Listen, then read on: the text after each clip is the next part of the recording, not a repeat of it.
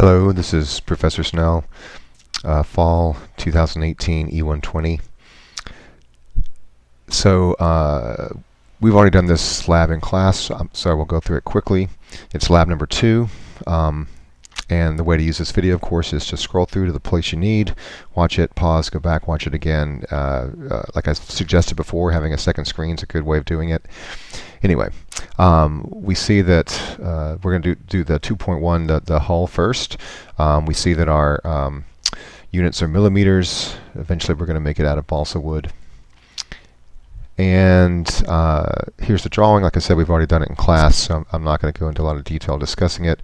On the top plane, I'm going to make this full complex contour sketch, extrude it in 2 parts, then make this shape here to cut it, cut that form, and then add this little shape as a revolve. Alright, let's get started. So I'm going to start a new part, use my ANSI millimeters or MMGS template. I'm going to turn off my planes. So we said we're going to start on the top plane.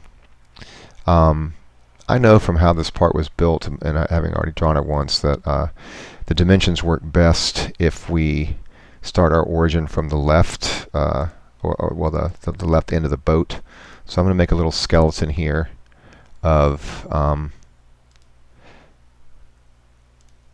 that we can draw our part on.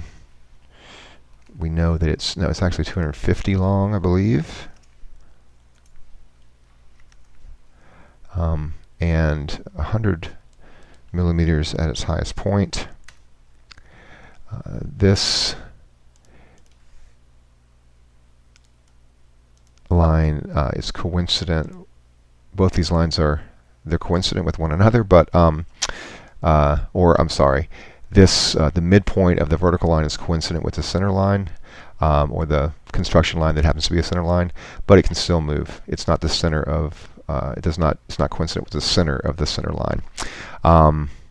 Okay, now if we look back at our drawing, we see a couple things. First of all, we have 2 arcs here, and the point that they share is the high point of the boat. It's that where this 100 millimeter dimension is. We also see that the 150 millimeter arc is a little bit below that top. So remember, in class I probably have mentioned that, you know, when we're drawing in SolidWorks, it's just it looks like it's defined as we draw it, but it's just a line or an arc. It could be infinitely larger or smaller than how we've drawn it until we give it relations. So sometimes when you're drawing, you'll add a relation that will distort what you've got on the screen, and that's because SolidWorks doesn't know what it is until you define it. So it's good to try to get your geometry somewhat close to prevent sort of crazy distortions while you're adding relations. So let's get started on this now with the actual lines. I'm going to start first by drawing a 3-point arc over here by the origin. I'm going to make the center line of the arc coincident with the origin, and then I'm going to make the 2 ends of the arc vertical. And you see that pulled the center line of the arc, or the center of the arc, coincident with this center line. And at this point I can still pull this. I'm going to sort of get it kind of close to the 100 millimeter top and bottom, and bring it sort of back just where, you know, what from memory, when I think it's similar to what it is in the drawing. Again, that's sort of subjective at this point, to try to make sure that I can add relations cleanly.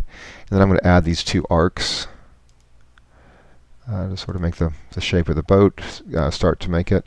I can tell by looking at this that this is a tangent relationship, right? There's no angle there.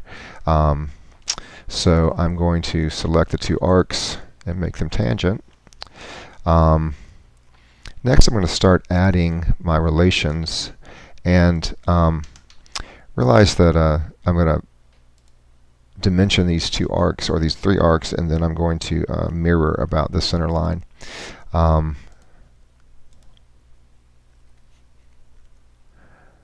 I know this is too. Let's see what happens if I do this one now.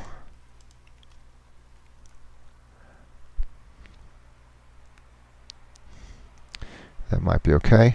So we're still underdefined down here, and that's because this line can still move. Oops. See? So the way we make that fixed is by making the center line of one of these arcs. And remember, this is a pretty big radius, so this center line for this arc is way down here. Center line for that arc is way down here. But we select this arc and or this center point and make it vertical with the end, the point where these two arcs come together. And you can see now down here that we are fully defined. Let me see if I can get us down there so it's closer. Fully defined. And so I can continue to mirror.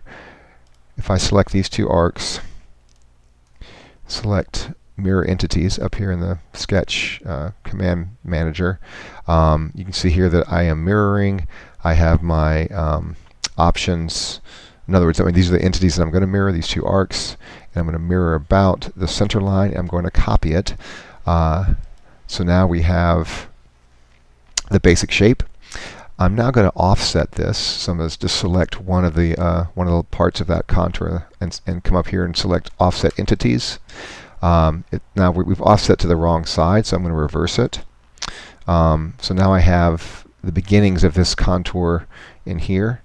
But you see now I need to make this line and then trim out this interior contour so that it'll match that.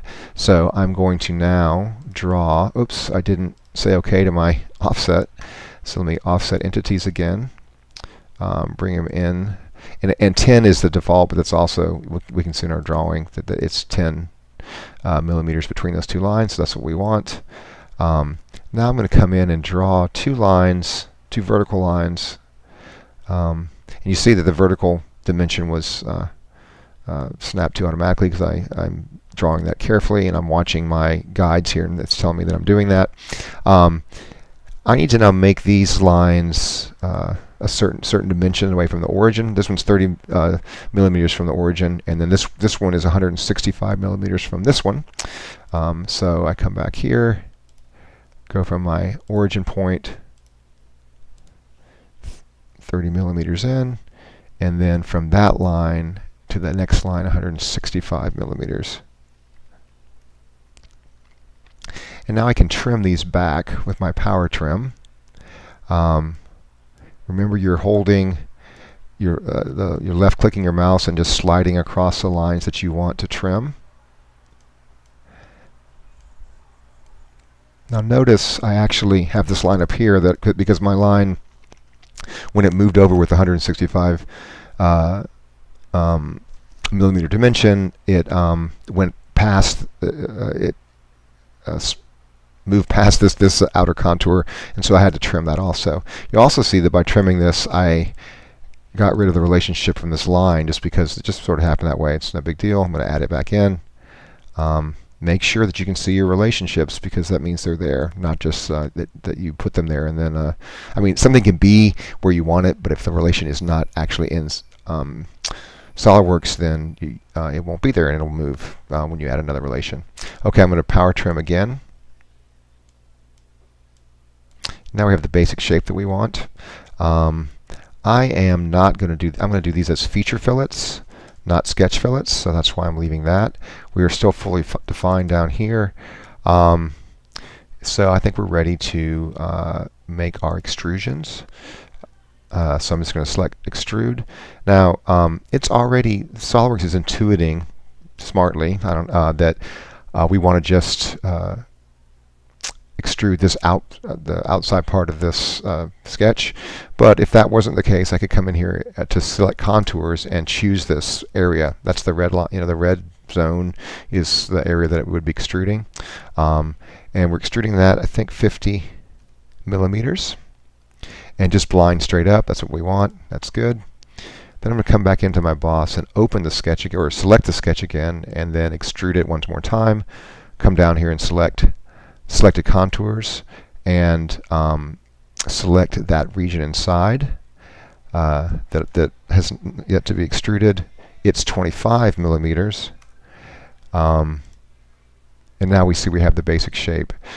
We can go ahead at this point just and add those fillets, just so we don't forget, because I had forgotten the last time I did this. I can change my display state so I can see through the boat and pick these lines more easily. And this is a 10 millimeter radius for these fillets.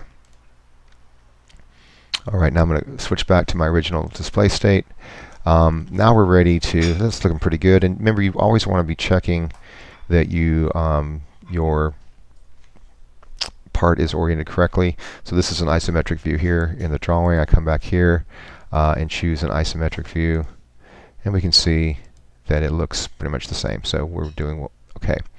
Now I'm going to go to the front plane and go normal to Control 8, and I'm going to draw this closed contour to make this cut here that I described earlier.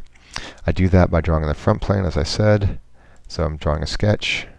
Oops, I'd already done that, so now I'm going to do it again. I can just move these out of the way. So this is just a plane. It's infinite, so there's no border to it. I'm going to change my display state again so I can see this more easily.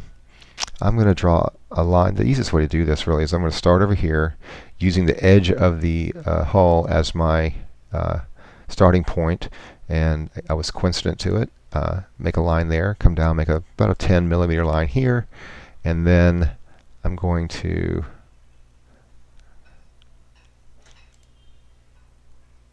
let me just go over here. Sometimes it's hard to get to do that. I'm going to draw a 3-point arc from that point to this point here, bring it down. It's about a 3130. Oh, I'm not going to worry about that yet because I haven't done this dimension. If I make this dimension now, this line 10 millimeters, and this arc, I'm going to pull this up a little bit too. Or actually, I won't. I make this 3130 millimeters. We see that we have that shape that's going to make the cut. I'm going to come here. I didn't need to exit the sketch. I'm going to select it again, and I'm going to make an extruded cut. I'm going to go in 2 directions. So you see how we have direction 1 and direction 2 here. In direction 1, I'm going to select up to next. And in direction 2, I'm going to also select up to next. And select OK. And you'll see that we have now cut the boat. And something to do with the settings on this computer I'm using didn't really have a nice preview there.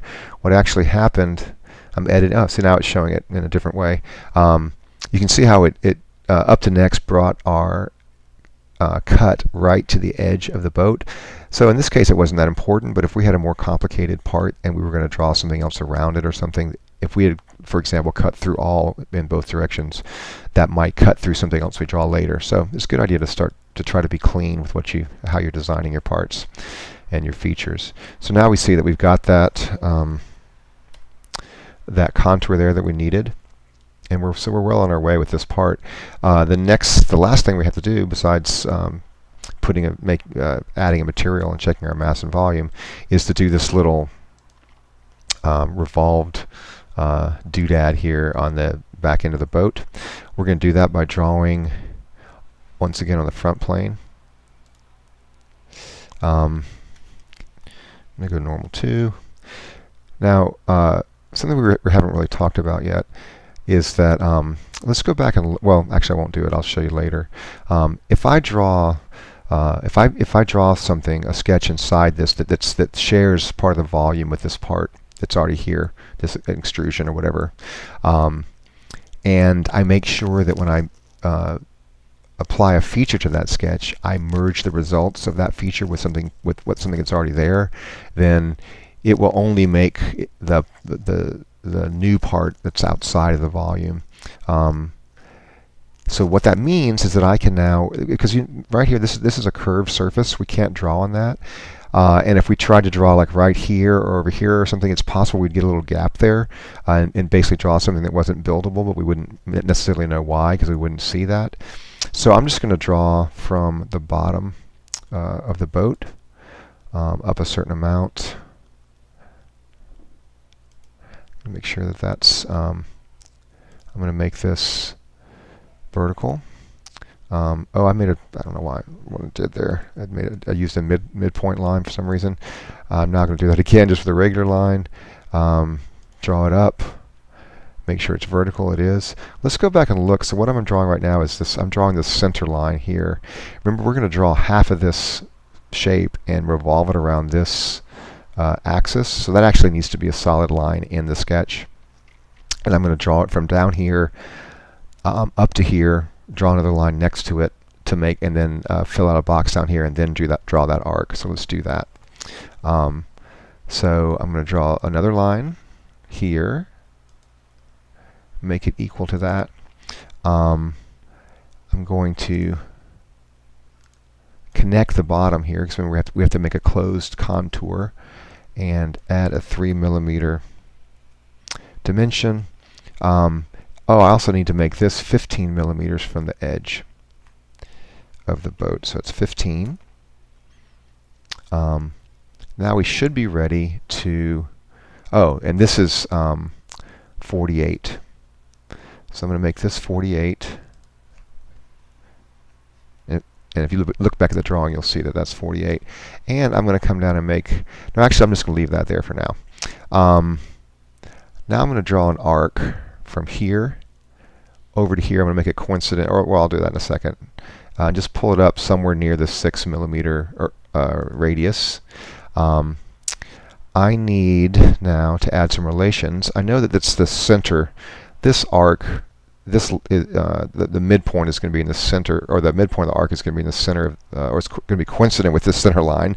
So I'm going to make that relationship.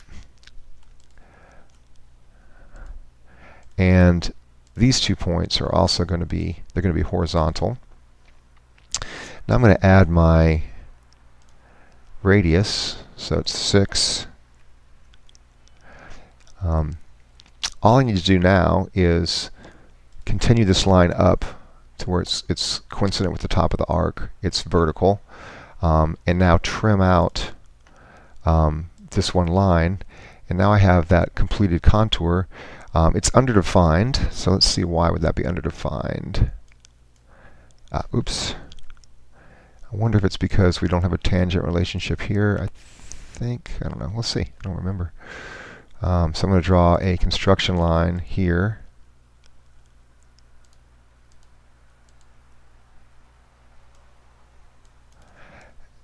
And see, it's already tangent to that.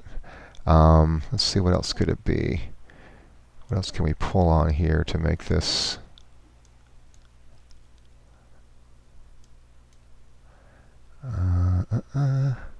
Let's do a little trick here. Let's come up here to display delete relations and try to fully define the sketch.